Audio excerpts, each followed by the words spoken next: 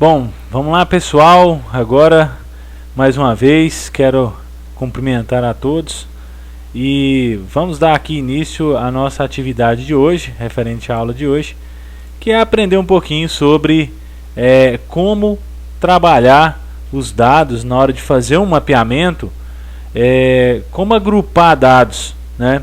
É uma técnica muito interessante e que nos ajuda demais a poder sintetizar informações que às vezes elas são muito dispersas, né? E olhando numa tabela, num quadro, às vezes você não consegue ter ali uma síntese total. No entanto, principalmente quando eu quero pegar esses dados que são dados quantitativos, que estão ali numa tabela, e eu quero representar isso no documento cartográfico. Então, como que eu vou fazer esse processo? Bom, então basicamente a atividade aqui ela vai nos ensinar como trabalhar com essas questões. Primeiramente, eu queria dizer a vocês, deixa eu pegar um apontador aqui só para vocês verem meu mouse. Então, primeiro a gente entendeu do que tipo de dado nós estamos falando. A ideia olha, tratamento de dados quantitativos e representação cartográfica. Área ocupada por lavoura de milho em Goiás. Bom, então nós sabemos que nós estamos trabalhando com dado quantitativo e eu quero representar isso dentro de um mapa, né, uma representação cartográfica. E aí eu vou trazer os dados de áreas ocupadas por lavoura de milho dentro do estado de Goiás, tá? Os dados de 2010 está aqui, a tabela está aqui. E nós percebemos ao olhar essa tabela que ela está organizada, né, em micro-regiões. Então estão aqui as 18 micro-regiões do estado de Goiás. E a área, né, cultivada, ou que é destinada à produção de milho aqui, a área bruta, valor em hectare, né, tá aqui nessa coluna. E daqui uma coluna, área em porcentagem, que não está preenchida. Então nós vamos aprender nessa atividade duas coisas importantes. Primeiro, trabalhar com esses dados e aprender a sintetizar eles para podermos organizar isso dentro de uma representação cartográfica, né, por meio de classe, né, estabelecer classe, fazer uma sintetização, agrupar essas informações em classes e também transformar elas em porcentagem e fazer o mesmo processo. Então vamos lá, a primeira coisa que está pedindo para nós aqui, com base na tabela abaixo, faça o que se pede. Calcule os dados percentuais para a área ocupada por lavoura de milho em cada microrregião, arredondando para apenas 2 casas decimais após a vírgula, considerando apenas as 2 casas posterior à vírgula. Bom, segunda coisa, faça o agrupamento dos dados, determinando o número de classe e o intervalo entre elas. Opa! Terceiro ponto, construa a legenda e aplique-a no mapa. Outro, faça uma leitura da distribuição espacial dos dados e uma breve interpretação, uma explicação dos padrões geográficos encontrados. Bom, então vamos por partes, pois tem muita coisa aqui que está se pedindo e é muita coisa para fazer. Bom, primeira coisa que está pedindo para a gente é transformar os dados em porcentagem. Antes disso, eu mudei um pouquinho a lógica do nosso exercício para que pudéssemos explorar um pouco mais a ideia de como trabalhar com essa construção dos dados em classe, como determinar número de classe e como agrupar dados, tá? E essa parte eu vou explicar para vocês, depois a gente parte para seguir o roteirinho desse modo que está sendo feito aqui, tá bom? Então vamos lá. Primeiro, para a gente definir número de classe, eu vou precisar estabelecer quantas classes eu quero. E aí eu posso fazer isso de modo aleatório. Bom, eu posso falar, eu quero pôr esses dados que está nessa tabela aqui em 6 classes. Posso definir assim na minha cabeça. O grande problema é, será que 6 classes vão ser suficientes? Será que 6 classes não é um número de classe além daquilo que eu preciso? Então, para a gente eliminar essa dúvida, essa dificuldade, o que faz? Existe uma série de procedimentos para a gente definir o número de classe, né? E o número de classe, existe uma forma bem simples para representar ele, que é a raiz quadrada de n. N, o que é n? É o número de amostras que você tem. No caso da nossa tabela aqui, o que seria o n? O que seria o número de amostras? O número de micro-regiões, que é o número de amostras que eu tenho aqui né, referente às áreas destinadas ao cultivo de milho, né, que está aqui em hectare. Então, quantos valores eu tenho? Eu tenho 18, são 18 micro-regiões. Então, meu N, que é minha amostra, minha quantidade de amostras, é 18. Então, para mim poder ter segurança no estabelecimento do meu número de classe, basta eu fazer o seguinte: raiz quadrada de 18. Basta extrair a raiz quadrada de 18. E aí você vai ter o número de classe. Vamos sair um pouquinho dessa tela e vamos adentrar aqui a uma outra tela dentro do Word que eu preparei aqui, que vai usar aqueles dados para poder nos ajudar. Bom, dentro daquela tabela, primeiro passo então é definir o número de classe. Para definir o número de classe, né, que está aqui, ó, já escrito, para definir o número de classe, onde a equaçãozinha aqui, ó, NC é o número de classe e N é o tamanho da amostra que eu tenho. Qual é o número de amostras que eu tenho? Que é o N. É 18, não é isso? Então o que você faz? Você vai usar essa formulazinha, que é a raiz quadrada de 18. Fiz aqui passo a passo para vocês verem, né, que vai dar 4,2. Bom, deu um número que não é inteiro, um número quebrado, né, que a gente fala. Nesse sentido, você arredonda esse valor para cima, para o valor inteiro mais próximo, porém o maior, né, não para baixo. Tem gente que vai falar, só 4 classes. Não, deu 4,2. Então quer dizer que se eu trazer para 4, vai ficar valores fora. Eu preciso, né, colocar um valor acima para que eu tenha espaço para que todos os valores que estão na tabela vão ser contemplados, ou eles vão conseguir ser distribuídos nas classes que nós vamos gerar. Então arredonda para um valor acima, no caso 5, tá? Então nós já definimos o número de classe. Basta saber a quantidade de amostras que eu tenho, né, que é 18, quando são 18 micro-regiões, tirar a raiz quadrada e arredondar para o valor inteiro superior, no caso aqui 5. E para definir o intervalo dessas classes, né, o que seria o intervalo? É a distância entre elas. São 5 classes. Mas um exemplo hipotético aqui, né?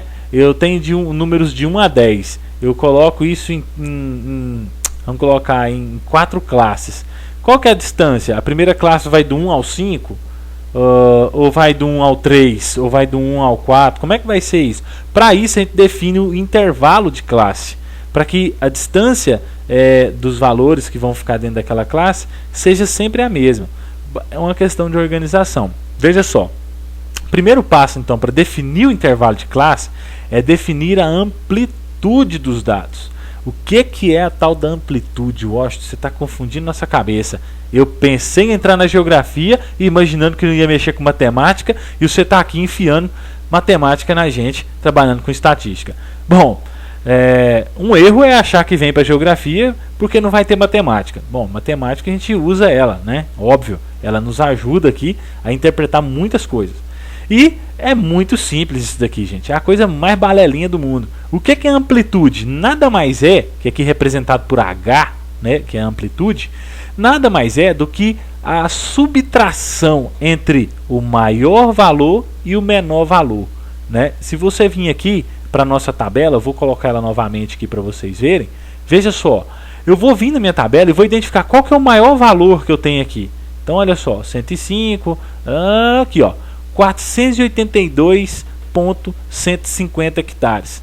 Então aqui na região de Quirinópolis eu tenho o meu maior valor, né, 482,150. E qual que é o meu menor valor? Aí você anota o maior valor, anota ele. E procura agora o menor valor. O menor valor que eu tenho está aqui na região de Ceres, que é 2.160 hectares. Então eu tenho já o meu maior e o meu menor valor. Os outros valores que estão nessa tabela, eles estão entre esse maior e o menor, né? São valores que estão entre 2.160 e 482.150 hectares. Tá, né, dentro desse intervalão grande aí, né, dessa única classe que nós fizemos aqui, que contempla todos os dados da nossa tabela. Mas nós queremos dividir isso em 5, né? Para isso, nós temos que saber agora a amplitude, né? E a amplitude é muito simples. Veja só. Então aqui nós achamos o maior valor, 42.150, e o menor, que é 2.160. O que você faz? Primeiro passo, definir a amplitude, que é você pegar o maior valor, tá aqui, menos o menor valor. Então vai dar esse resultado aqui, ó, 479.990. Agora eu defino o intervalo de classe, que é representado pela letra IC. Como que é feito isso? Basta você pegar o valor da amplitude e dividir pelo número de classe que você definiu. Então é o valor da amplitude dividido por 5, que é o número de classe, e eu vou ter aqui o intervalo das minhas classes de 95.998 hectares. Esses são os intervalos. Bom, e agora? Eu já tenho meu intervalo de classe. Como é que eu defino essas classes, Washington? Muito simples. Para definir as classes, você vai partir do menor valor obedecendo esse intervalo de classe que foi definido. Então você tem o menor valor. Qual era o menor valor? Não é esse aqui, ó, 2160? Então como é que eu sei o limite dessa primeira classe aqui, né? Eu vou somar, né? Eu tenho o primeiro valor aqui, ó, 2160. Eu vou somar, que é o menor valor que eu tenho na minha tabela. Lembra disso, eu estou começando pelo menor valor. Então você pega o menor valor e soma mais 95.998, que é o intervalo da classe. E eu vou ter o resultado que é 98.158. Então aqui eu tenho o início e o fim da minha primeira classe. Agora eu pego esse valor aqui que eu gerei, né, e coloco ele como sendo o início da minha segunda classe, aqui, ó, 98.158.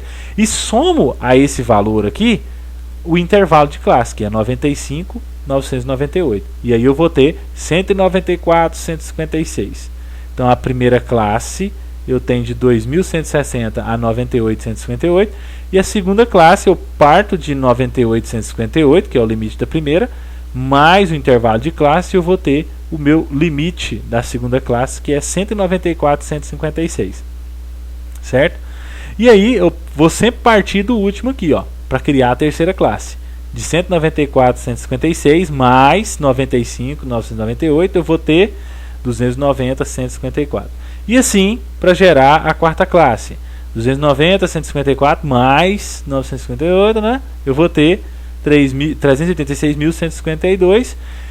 E posteriormente eu vou ter, então, novamente formando minha última classe, como eram 5, né? 386.152 hectares mais o intervalo de classe, eu vou ter 482.150. Bom, feito isso, eu tenho minhas 5 classes. E eu vou agora, né, claro, óbvio, né? O que eu vou fazer? Eu tenho meus dados em hectares, dados brutos em hectares, né? E aqui eu fiz uma legenda, já criei uma legenda com cores, obedecendo o ciclo de cores. E agora meus dados quantitativos, vou organizar eles em ordem. Então vou ter aqui um mapa ou um documento cartográfico de característica quantitativo ordenado, né? Porque eu estou ordenando os meus valores das minhas classes, criando ordem, né? Olha só. E aqui eu vou ter cores atribuídas a cada uma dessas classes. Então eu tenho aqui a menor classe, né? Ou seja, as microrregiões que ficarem nesse intervalo aqui entre esses valores, né, são as microrregiões que menos produzem milho no estado de Goiás, que tem a menor área produtora de milho no estado. Então eu atribuí a cor verde, depois amarelo, laranja, vermelho e um vermelhão mais escuro, né, para as minhas classes que eu criei aqui, né? E aqui eu vou distribuir agora, óbvio, baseado na minha tabela, eu posso agora classificar as minhas microrregiões. E aí eu vou ter o mapa da microrregião e eu vou atribuir cor às microrregiões. Por exemplo, Anápolis, 26.680. Bom, Anápolis vai estar dentro de qual classe? 26.000, então ela está aqui na primeira classe, né? Então a Anápolis vai receber a cor verde, né? Eu vou pintar a microrregião de Anápolis da cor verde, certo? Se eu pegar aqui, vamos pegar uma outra aqui, Vão do Paraná, tem 105.800 hectares destinados à produção de milho. Bom, então eu vou olhar aqui, 105.105 vai estar na segunda classe. Então a região do Vão do Paraná já vai ser colorida com a cor amarela. E assim você vai fazendo o mesmo com as demais regiões, né? Micro-regiões aqui. Você vai olhando elas, né, e observando. Bom, aí você olha, bom, 482.150. que é Quirinópolis, né? Ela vai entrar aqui, né, na última classe, vai receber essa cor aqui mais escura, né? Você vai perceber que algumas dessas classes não vão aparecer às vezes nos seus dados, né? Porque eu estou trabalhando com dado bruto aqui, né? Estou só ensinando vocês a como fazer essa distribuição por classe e usei os dados brutos. Agora nós vamos trabalhar com o exercício que nos pede o seguinte. O exercício aqui ele nos pede primeiramente para fazer esse mesmo trabalho que eu fiz aqui anteriormente, porém usando dados em porcentagem e não dado bruto, né? Por que não o dado bruto? Você vai perceber que se você for colorir um mapa usando esses dados brutos aqui, praticamente apenas a microrregião do Vão do Paraná e de Quirinópolis vai receber uma cor diferente da cor verde. Todas as outras demais aqui vão estar dentro da cor verde. Por quê? Porque a oscilação que está aqui dentro dos meus dados é uma oscilação muito grande. Então eu tenho uma concentração maior aqui em Quirinópolis e no Vão do Paraná, enquanto que nas outras micro-regiões meio que é uma variação bem menor do que esses dois extremos aqui. Então, para isso é importante demais você jogar isso em porcentagem, porque você padroniza e fica mais fácil então fazer uma classificação levando em consideração essa situação aqui, tá? Por isso que o exercício pediu para ser feito em porcentagem, que vai ficar uma coisa mais ideal, mais interessante. Bom, se eu estivesse trabalhando com temperatura do ar, se eu estivesse trabalhando com chuva, se eu estivesse trabalhando com umidade do solo, com dados, com outro tipo de dado, né, experimental, bom, aí eu uso o dado bruto, porque ele vai ter uma variação menor entre as minhas amostras. O tamanho desses valores vão ser mais próximos. No entanto, quando eu estou trabalhando com dados populacionais, com dados econômicos, com dados ligados, por exemplo, à produção agrícola, como é nosso caso aqui, eu posso ter uma dispersão muito grande nos dados, e aí é melhor você organizar em porcentagem para fazer aí a classificação, para gerar as classes, tá bom? E é a primeira coisa que o exercício pede, para a gente transformar esses dados aqui em porcentagem. Bom, para quem não sabe, vamos aprender, né? Então, a definição de classes é agora em porcentagem, né? Primeira coisa, definir o valor em porcentagem da área produtora de milho em cada microrregião de Goiás. Bom, esse é um grande trabalhão para a gente fazer.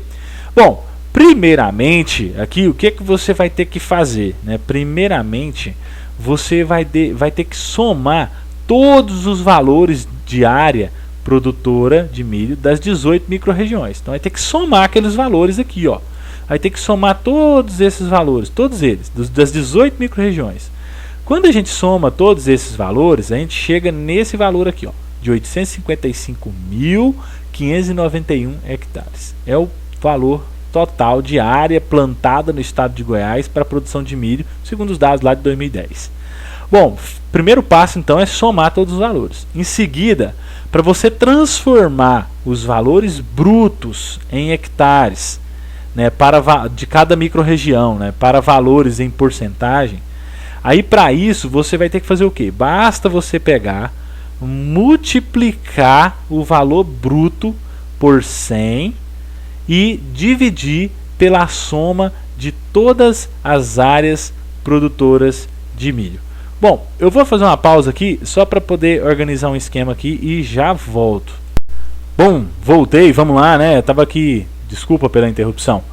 Bom, então o que eu estava dizendo, basta você pegar o valor bruto da sua microrregião, né? Multiplica ele por 100 e divide pela a soma de todas as áreas, pelo total, né, que você obteve aqui, que é o valor acima. Ó, veja só como é que a gente vai fazer aqui. Aqui está até o quadro aqui, fica até mais fácil, ó. Veja como foi feito para o primeiro valor do quadro da microrregião de Anápolis. Então você pega o valor bruto aqui, tá? Multiplica por 100, e você vai ter esse resultado aqui, né, 2.668.000, e divide pelo total, né, das somas das áreas aqui, né, no caso esse valor que você obteve aqui anteriormente, né? 855.591. Essa divisão dá 3,12, que é em porcentagem, né? Então 3,12. E o mesmo aqui vai sendo feito, né, para as demais áreas. Multiplica por 100, divide pelo total. Multiplica por 100, divide pelo total. E aqui eu vou ter todos os valores. Lembrando, basta considerar duas casas após a vírgula, conforme o exercício nos pediu. Em seguida, o exercício vai pedir o quê? Agora é só a gente aplicar o mesmo procedimento que eu ensinei anteriormente, só que agora para os dados em porcentagem, que você irá definir as classes, né? Então, como é que é feito isso? Do mesmo jeito. Primeiro passo a fazer, o número de amostras é o mesmo, são 18, né? 18 microrregiões, então tem 18 informações, né? Tem 18 informações em porcentagem aqui, eu vou colocar 18, tá lá. Depois, feito isso, você vai definir o maior valor do conjunto de dados, tá aqui, né? Que é 56,35, tá aqui por cento, e o menor valor, que é 0,25%. Então você encontra o maior e o menor valor. Então nós vamos precisar desses três números aqui para gerar aí os nossos números de classe. E aí você vai fazer o mesmo processo que fizemos anteriormente. Então pega lá 18, raiz de 18, quarto, vírgula 2, a gente aproxima, vai dar 5. Para definir o intervalo de classe, você pega o maior valor de porcentagem, 56,35, menos 0,25, que é o menor valor, eu vou ter um intervalo de 56,1%. Beleza? Bom, feito isso, você vai pegar e definir o seu intervalo de classe, que nada mais é do que a amplitude que você gerou aqui, né, que é a subtração do maior pelo menor, tá aqui, 56,1, dividido pelo número de classe, né, que você gerou anteriormente, que é 5. Fazendo isso, você tem um intervalo de 11,2. Bom, para definir então as nossas classes agora, vai ficar fácil, né? Você parte do menor valor, que é 0,25, mais 11,2, eu vou ter 11,45. Aqui eu tenho minha primeira classe. Agora eu começo com 11,45 e somo mais 11,2 e eu vou ter 22,65, que é minha segunda classe, né? Então tem aqui o intervalo de 11,45 a 22,65 e assim por diante, né? 22,65 mais esse, vou ter esse, depois, né, segue o processo. Bom, você vai fazer isso tudo aí, vai chegar na quinta classe, por exemplo, e vai ter aqui, ó, 45,65 mais 11,2 vai dar 56,25. Aí você vai falar, nossa, mas o maior valor que eu tenho na minha tabela é 56,35. Então ele está fora, ele não cabe nenhuma dessas classes que eu gerei aqui. Como é que eu vou fazer isso? Eu crio uma sexta classe e coloco maior que 56,25? É uma opção a ser feita? É, você pode ver, então, falar 5 não foi suficiente, então vou criar mais uma classe aqui e vou colocar maior que, né, 56,25. Porque aí qualquer valor que tiver maior vai entrar nessa sexta classe. Bom, mas aí eu posso pegar e fazer o seguinte, eu posso virar e falar o seguinte, não, mas eu quero manter 5 classes. Se eu quiser manter 5 classes, o que eu vou fazer? Quando eu chegar na minha quinta classe, eu vou colocar esse sinalzinho de maior aqui, maior que 45,05, que aí vai abarcar também todos os valores, tá? Que é o que foi feito aqui quando eu fui fazer a legenda. A gente já adequou usando as mesmas cores, seguindo a ordem do ciclo de cores. Eu peguei cada classe em porcentagem, certo? E fui colocando a primeira, a segunda, a terceira, a quarta e a quinta. Na quinta, eu não quis criar a sexta aqui, né? É uma opção. Eu posso falar, não, vou manter 5 do jeito que eu pensei ali. Então, o que eu faço? Maior que 45,05. Então, eu coloco aqui, né? Então, todos os valores maior que esse vai estar dentro dessa última classe aqui. Beleza? Feito isso, gente, está feito os dados. E aí, é só partir para finalizar o exercício. No caso não é um exercício, é apenas para a gente dar essa aula, uma hipótese. Você vai construir a legenda, já criamos a legenda, é só pegar agora o mapa das micro-regiões e atrelar as cores conforme cada micro-região, a classe em que cada micro-região vai estar. Trazendo para o nosso exercício, como os dados são discrepantes ali, você vai perceber que nós vamos ter aquele velho problema de sempre, né? Você vai observar aqui, ó, a primeira, 3,12, né? Nós achamos aqui, ó, em porcentagem. Agora esquece esse valor bruto, é valor em porcentagem. 3,12 está em qual classe? Vamos ver? 3,12 está na primeira classe. Então apenas valores acima de 11, qualquer coisa, que é esse aqui, né? E aí nós temos aqui também, aqui, talvez vai entrar já nessa outra classe aqui, né? E assim sucessivamente você vai classificando todos os dados aqui né, em classe, baseando pelo dado que você tem aqui em porcentagem. Por exemplo, você olha aqui e vê 33, Sudoeste de Goiás, 33, tá, vai ter 3, trará, vamos olhar aqui, porcentagem, beleza, tá vendo? Vai seguir o mesmo roteiro, porque a gente tem uma amplitude muito grande. Então o que acontece? Não é uma amplitude, desculpa, uma oscilação muito grande, uma concentração de valor muito grande em uma única mesma região. Só para você ver, a região de Quirinópolis, 56% da produção das áreas destinadas à produção de milho está na região de Quirinópolis, né? Então ela concentra na região de Quirinópolis. Então você vai pegar o mapa, fazer seu mapa, vai plotar as cores, você vai ver que seu mapa vai ficar verde, né? Apenas aí uma ou outra micro-região vai ter uma cor diferente, tá? Baseado no exercício que você fez aqui. E é isso que eu vou pedir a vocês para fazerem aí, baseado no nosso dado de porcentagem que nós já temos. Eu vou pegar aqui, vou tirar a foto das micro-regiões, do mapa das micro-regiões em PDF e vou mandar para vocês plotar e fazer a análise, né? Aí junto com ela vou mandar também um exercício, é óbvio, né? Com dados aí aleatórios. Vou pegar dados de precipitação, dados de chuva, né? E vocês vão criar a classe aí, vou criar esses dados aleatórios e vocês vão criar umas classes aí para trabalhar com eles, tá bom? É isso, gente. Qualquer dúvida, eu acho que foi bem maçante, bem explicadinho, pode entrar em contato. Mas aí eu vou passar agora para vocês terminarem o exercício, né? Que é pintar o mapa com as cores, conforme cada micro-região vai se enquadrar aqui, né? Baseado na legenda que você criou em porcentagem. Você já tem as informações aqui nesse quadro, ó, vou mandar esse arquivo para vocês também. E o que vocês vão ter que fazer, além disso, que é que o exercício pede, para fazer uma leitura da distribuição espacial. É uma breve interpretação do mapa que você gerou, né? Que basicamente você vai falar sobre essa concentração das áreas produtoras de milho na região de Quirinópolis, que é visível isso, né? Já dá para olhar, né? Basicamente a região de Quirinópolis e do Vão do Paraná, elas concentram a maior parte da produção de milho do estado, enquanto que as demais regiões têm uma contribuição pouca, né?